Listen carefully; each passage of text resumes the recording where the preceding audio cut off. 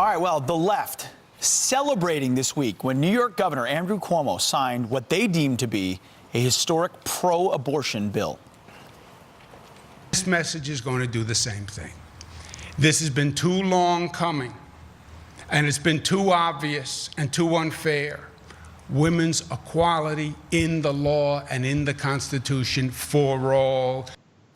But many Catholics were outraged by the bill, which granted more access to and late-term abortions. Bishop of Albany, the Most Reverend Edward Scharfenberger, joins us now. Reverend, so first of all, let's get your reaction to this new bill. Well, as you just said very well, it was a celebration of abortion, which to me is a celebration of death. It's a dehumanization of a whole class of human beings in our society.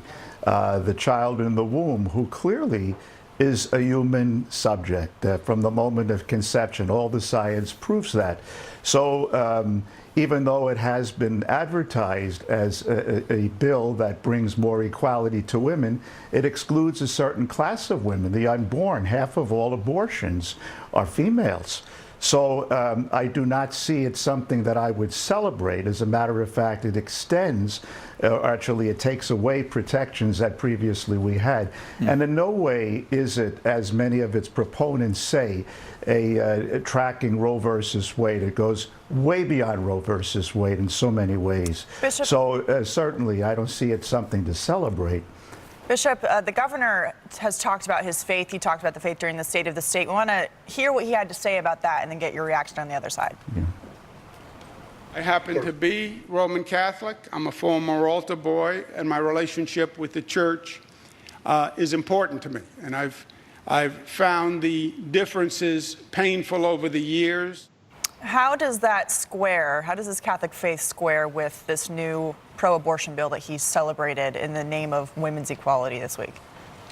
Well, as his words are in themselves, many Catholics have differences with the church on a number of issues, but this is a very radical separation from the Catholic communion in the way that he presents this, not only as something which is a matter of law, but also as something which actually distances him from one of the basic moral teachings of our church, and that is the sanctity of all human life.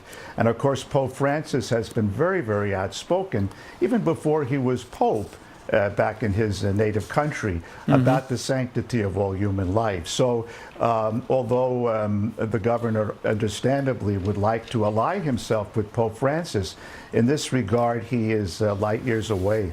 Bishop, walk me through the mindset, though, because it's one thing to be a reluctant advocate for women to make a choice early on in their pregnancy and say, I think there's a right for abortion. It's another thing to celebrate bringing on late-term abortions. What is, I mean, to me, they're the same thing, but they're light years apart. What is the mindset that celebrates versus reluctantly argues for it? I wish I could understand that. Personally, I can't get into the mind of heart.